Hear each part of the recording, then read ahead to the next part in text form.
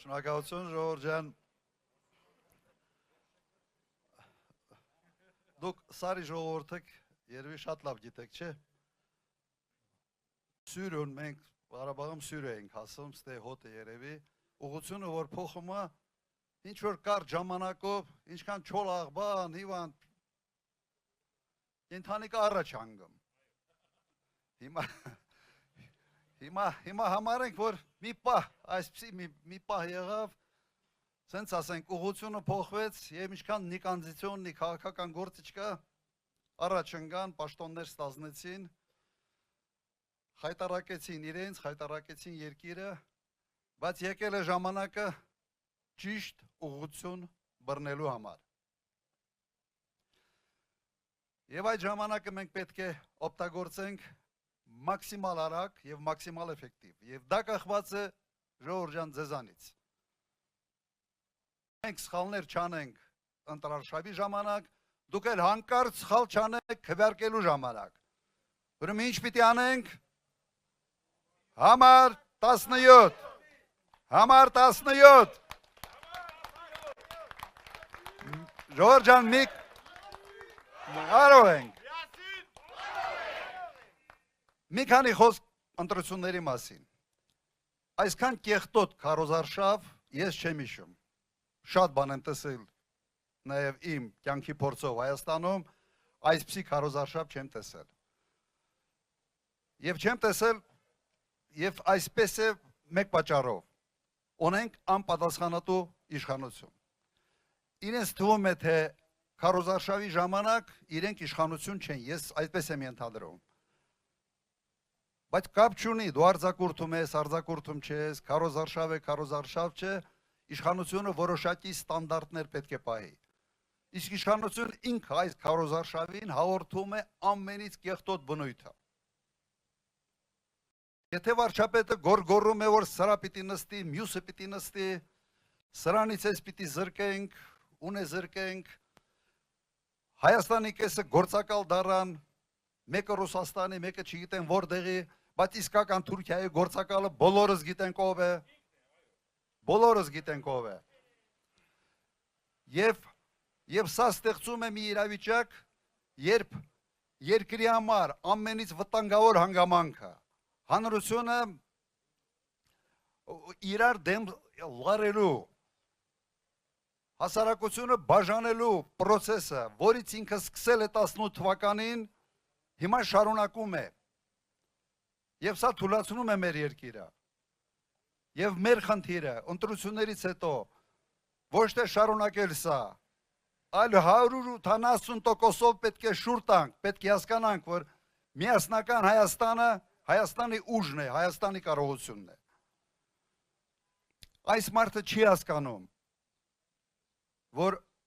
անխնդրական է, թե նախընտրական չի, իշխանությանը լսում է նաև դրսում։ Եվ երբ դու խոսում ես, հիմարություններ ես, լեզվիտ ես տալիս, Ռուսաստանի պես երկրի պես, անմիջապես արձագանքում են։ Երեկվա արձագանքը ուղղակի շատ վատ նշան է, ես այդ երկիրի շատ լավ գիտեմ։ Ես տողերի արանքով կարդում եմ, թե պաշտոնյաները ինչ են ասում։ Ասում են, որ դուք ժողովուրդ ջան պրոբլեմ ունեք այս իշխանության հետ։ Եվ այն սահմանափակումները, որ արդեն մտցրել են այդ ծաղիկների արտահանման հետ կապված, հազարավոր մարդկանց ուղղակի վնաս է հասցնելու։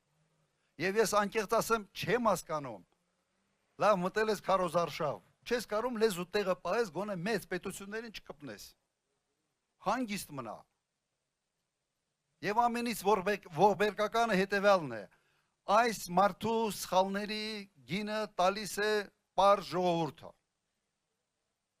18-19 թվականների իր սխալների գինը տվեց հայ ժողովուրդը 5000 զոհով,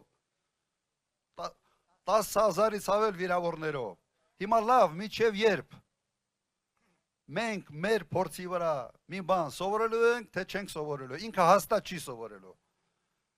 Բայց Հայաստանի Հանրապետության քաղաքացին պետք է սովորի և այդ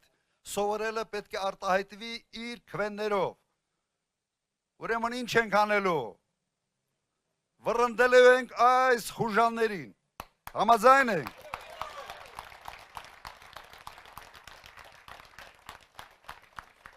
մի քանի խոսք տեղական հարցերի մասին։ Նաև ձեր այս տարածաշրջանում հետևյալ պատկերն է։ Գյուղատնտեսությունը անկում է ապրում, անասնագլխանակը շեշտակի նվազել է, երևի ավելի քան կեսով չափ նվազել է, ավելի շատ, նույնիսկ ասում են 70%, ցանկատարածքները եւս նվազել են։ Հիմա ուր են գնում։ Ուր ենք գնում։ Մենք որոշել ենք Հայաստանի տարածքները դատարկել մեկ նպատակով, որ բոլորը կան հավաքվեն Երևանում։ Սա եւս երկիրը թույլատնելու ճանապարհ է, չմտածված կամ մտածված, բայց Հայաստանի դեմ ուղղված քաղաքականություն է։ Ես կարող եմ միանշանակ ասել, որ իմ ժամանակ եղել է հստակ տարածքային քաղաքականություն, որ Հայաստանը միայն Երևանը չի եւ տարածքները պետք է զարգանան համաչափ։ Այնինչ մենք տեսնում ենք արդեն ավելի քան 10 օր քարոզարշավի մեջ ենք,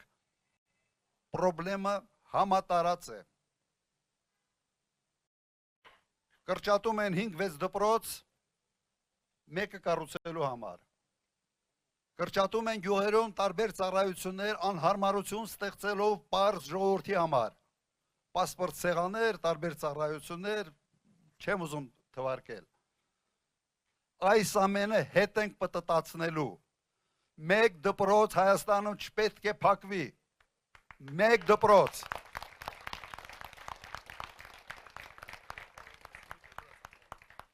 Շատ տարօրինակ մտածելակերպ ունեն այս մարդիկ։ Գիտեք, նույնիսկ մենք մեր ծրագրով այդ ուսուցիչների ատեստավորման հարցը մենք մեր ծրագրերում գրել ենք 15 տարի եւ այլ, կարծում եմ նույնիսկ սա պետք է վերանայվի։ Դու 15 տարի այսպես կամ ատեստավորումը մտցնելով դու հաստատում ես մեկ բան, որ քո բուհի դիպլոմը ոչինչ չի նշանակում, որ այդ բուհի դիպլոմից հետո դու պետք է մանկավարժ ես, մանկավարժական վկայական ես ստացել, դիպլոմ ես ստացել, բայց դրանից հետո պիտի գնաս ինչ որ մի քանի չինովնիկի ապացուցես, որ դու մանկավարժ ես, դու մասնագետ ես, դու կարող ես դասավանդել դպրոցում։ Նորմալ չի սա, ժողովուրդ ջան, նորմալ չի։ Նույնիսկ սա մենք պետք է վերանայենք ուղղակի։ Հասկանալով, որ այնուամենայնիվ կրթությունից է գալիս ամեն ինչ։ Մեր մոտեցումը տարածքների վերաբերյալ աշխատատեղեր, արդյունաբերական քաղաքականություն եւ այդ քաղաքականությունը հասնելու է նաեւ այստեղ։ Դրա համար պետք է մեկ բան, որ դուք ճիշտ որոշում կայացնեք։ Ով քվեարկում է Նիկոլի համար, քվեարկում է Ալիևի համար։ Այս բանաձևը համատարած մենք պետք է տարածենք։ Եվ մեր նպատակներին հասնելու համար ինչ պիտի մենք անենք։ Ամսի 7-ին համար 17-ին։ Ամսի 7 համար 17։ Միասին ապրեք ձեր ցավը տանում։